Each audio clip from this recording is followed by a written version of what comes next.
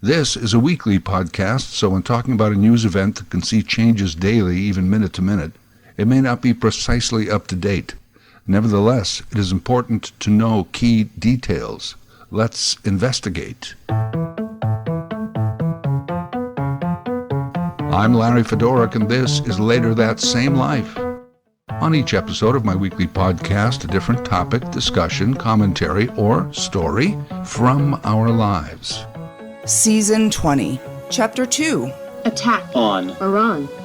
In the early hours of February 27, 2026, U.S. President Donald Trump authorized Operation Epic Fury. In short order, Israel co-launched Operation Roaring Lion. Both involved strikes on Iran from air, land, and sea, targeting Iranian missile and military infrastructure as well as Iranian leadership. Within a day, Iran's supreme leader, the Ayatollah Ali Khamenei, was dead. The 86-year-old had been running the nation since 1989. The ruling council then appointed Khamenei's son as supreme leader. To clarify, Khamenei is not Khomeini. A lot of people confuse that. When the 1979 revolution deposed the Shah of Iran, the new leader was Ayatollah Ruhollah Khomeini. Ruhollah Khomeini ruled for 10 years, also died at age 86. That's when Ali Khamenei took over. Ayatollah is a title. It's Arabic for sign of God.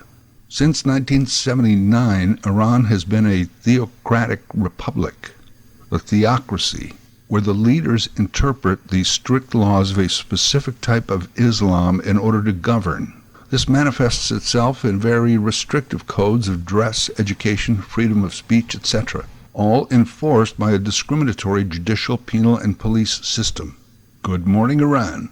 Have a nice day. And hey, being a repressive, tyrannical, religious dictator ain't easy either. Immediately in 1979, Iranian women marched in protest of the mandatory wearing of the hijab.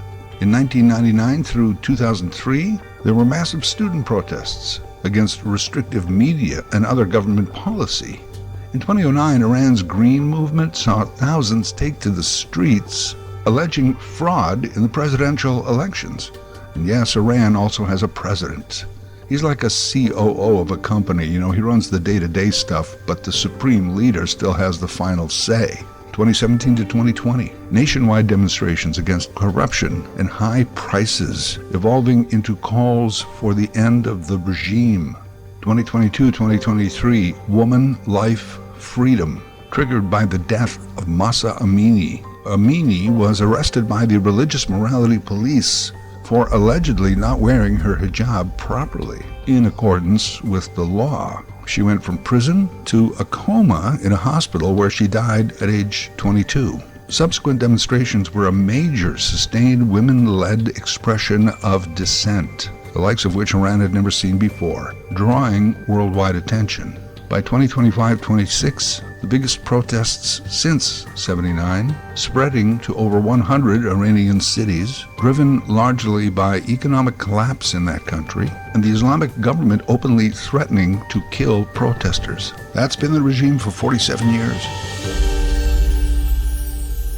And during this entire time, Iran is at war with neighbors like Iraq, in an already unstable Middle East. They were also building their nuclear weapons capability. Barack Obama negotiated an historic deal in 2016, the Joint Comprehensive Plan of Action, basically a treaty that was also agreed to by Iran that would see their nuclear weapon program limited to energy and not weaponry. That seemed to appease the world, at least for a while. But after a time, no one really believed that Iran was adhering to the deal. In June of 2025, Operation Midnight Hammer, the U.S. bombed and destroyed several Iranian nuke bunkers in a precision pinpoint attack. And this kind of brings us up to a few weeks ago, when the Tangerine Nobel Peace Prize-seeking leader of the free world, buoyed by the success of his bunker busters and his surgical Delta Force takedown of Venezuela, launched Operation Epic Fury, led by excessive drinker and Secretary of War Pete Hegseth. Why? Why there? Why now? These are the questions. What is the official narrative? Well, Iran is an evil, oppressive empire, and they're building nukes. Well, yes, but according to you, you destroyed their nukes. just a few months ago. And may I ask, who is any nation to tell any other nation what weapons they're allowed to build? Yeah, but this is nukes. We can blow up the world 100 times over. And this idea that we won't use them because of mutually assured destruction, known as MAD, well, that just doesn't instill the confidence that it used to. MAD only worked when a couple of countries had the capability. Today, everybody and his mullah can have a nuclear weapon. So we make these agreements, treaties, rules that are imposed by the United Nations. Except the UN was not even involved here. No one met. No one agreed. No League of Nations said, yeah, let's take out Iran. Just one night, the U.S. went in. Not even Trump's Board of Peace was involved. Canadian Prime Minister Mark Carney was right when he said the old world order is dead. And this is not a new world order. This is a new world chaos. Yet we all agree somehow that the Iranian government, as it exists today, should probably not have nuclear weapons. But how does this work? The U.S. can tell them what kind of weapons they can have, but they don't tell China or Russia or even India. And no one tells the U.S. what kind of weapons they should have.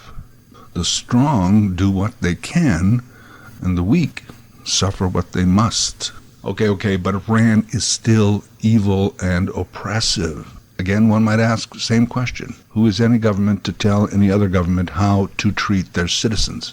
Yeah, but this is oppression, suppression, torture, suffering. It's none of our business, but as humans, we just can't stand by and watch. We gotta do something. We ask our governments, can you at least do something? Some of us just take their refugees. We help out through church groups and charities. Because who really can go in with planes and missiles and soldiers? Well, only the U.S. So they decide who they will advise on how to treat their people. No one really tells China or North Korea or India. And again, no one tells the U.S. how to treat their citizens. But we're telling Iran. There is no doubt that Iranians in Iran, not to mention the diaspora around the world, are calling for a superpower to free them. And who's a bigger power than the U.S.? America spends $1 trillion on weapons and military. Next year, Trump is asking for $1.5 trillion. That is more than the next 10 highest spending nations combined. The U.S. has almost 750 military installations in over 80 countries around the world. And if they don't have military near you, don't worry, they can be there in minutes. Incidentally, how many military installations does China have around the world right now? 1. China is doing things a bit differently right now. I'm not saying it's good, I'm just saying it's different. They go into unstable nations and they say, hey, what do you need? A highway, a hospital, a school, a factory? We'll build it. Don't worry about it. This is why China controls a good portion of Africa right now.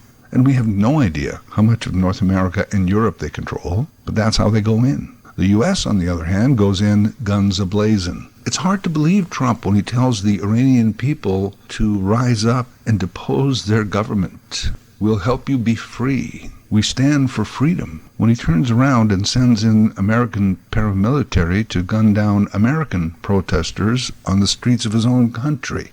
No, Donald, sorry, can't buy the freedom for Iranians or the threat of nukes as a good excuse for this sudden, unauthorized by Congress war on Iran. Call it a military operation, a strategic invasion, call it whatever you like. You sound just like Putin re-Ukraine. No, this is a war which you started, and you aren't allowed to declare war without Congress. What happened to the system? It didn't break down, you just ignored it. What's next? Well, he already said Cuba could be next. Then what? Greenland? Canada? And then China is emboldened to finally take back Taiwan. North Korea bombs South Korea. Russia finishes off Ukraine. The new world chaos. Regime change in Iran. Well, yes, but to what end? Why? What's it really about? Maybe it's time to hear these key points of history. These are all documented, factual, details of which since released through Freedom of Information. The crux of this story begins in the summer of 1953. This is fascinating. When under a false name and passport, American agent Kermit Roosevelt arrives in Tehran with a suitcase containing 10 million American dollars, cash money, and he sets himself up in a prearranged safe house with a mission of toppling Iran's democracy within about a week. These days it might be difficult for us to take the name Kermit seriously, but he was dead serious. Kermit Roosevelt, he was the grandson of Teddy Roosevelt, and he had orders that were not on paper anywhere. And this constituted the CIA's first attempt and eventual blueprint for instigating regime change within a foreign nation. In 1953, Iran sat on some of the largest oil reserves known to man at the time. The problem was, Iran didn't own it. They didn't own their own oil. You got to go back to the early 1900s when the oil-rich potential was first discovered. The Iranian regime at the time was actually broke and desperate. So their leader signed away the rights to a British entrepreneur, William Darcy, who founded the Anglo-Persian Oil Company. Who got rich? Darcy and the British government. They made millions, while the Iranians who worked the oil fields lived in shanty towns, tents with no running water or electricity. This disparity grew more evident. Dissidents bubbled below the surface for decades as Iranians watched their national inheritance being pumped onto British tankers daily. English accountants basically cooked the books so that Iran never knew the real value of this oil. Now, during this time, the early 1950s, Iran was experimenting with democracy. They elected a prime minister, Mohammad Mossadegh. He was in his 60s, a popular, fair-minded leader, though a bit eccentric in some of his methods. At the time, Iran also had a king, the Shah of Iran, the one many of us still remember. The elected PM, Mossadegh, was well aware of this unfair oil deal and what the real oil money could do for his country and his people. He proposed a bill that would nationalize Iran's oil industry. It easily passed in Iranian parliament. In other words, it took back their oil and shut the Brits out completely. The streets of Tehran filled with exuberant citizens celebrating this victory. The Brits cried theft and sent Royal Navy warships into the Persian Gulf to cut off the movement of the Iranian oil. Iran now had the oil, but couldn't get it to market. They couldn't sell it. The Iranian economy was paralyzed, slowly going broke, which was, of course, the intent of the British blockade. It seemed like the Brits had the upper hand, except for one thing. They feared, and correctly so, that Russia, still then the USSR, was ready to pounce, come to the aid of Iran, and make their own deal accessing this massive energy supply for themselves. On this, the Brits felt they needed help, so they called on their old ally, the United States. President Dwight D. Eisenhower, the former World War II general and pal, still on everybody's mind. Actually, they first went to President Truman, but he turned them down. But as soon as Eisenhower took the oath, they were back. And Eisenhower was interested in helping out. Remember the times. This was the beginning of the Cold War. Keep an eye on those Ruskies. At this time, the World War II U.S. intelligence agency, the OSS, had morphed into the CIA and had become very powerful under their director, Allen Dulles, a cold, calculating man whose brother, Robert Foster Dulles, was the U.S. Attorney General at the time. It's Robert Foster for whom the airport is named near D.C. Those two men formed a power pack. They were two of the most influential non-elected people in the United States. Allen Dulles. Intelligence is nothing really other than information and knowledge. But the idea that it is necessarily nefarious, it's always engaged in overthrowing governments, that's false. That's for the birds. CIA's Allen Dulles had been watching the growth of the Tudeh party in Iran. These were Russian-backed, Soviet-aligned Marxists. And Dulles believed that without interference, the Iranians would blame their elected PM, Mossadegh, for all these oil problems, the ones that Britain was actually causing, and the Marxists would rise to power, which meant that Russia would control Iran and all that oil. The Brits had a plan called Operation Boot. The CIA refined it, revised it, changed it to Operation Ajax, and Eisenhower signed off on it. The plan: infiltrate Iran, discredit the Prime Minister Mossadegh, reinstall the Shah, and take control of the oil before the Soviets could do it.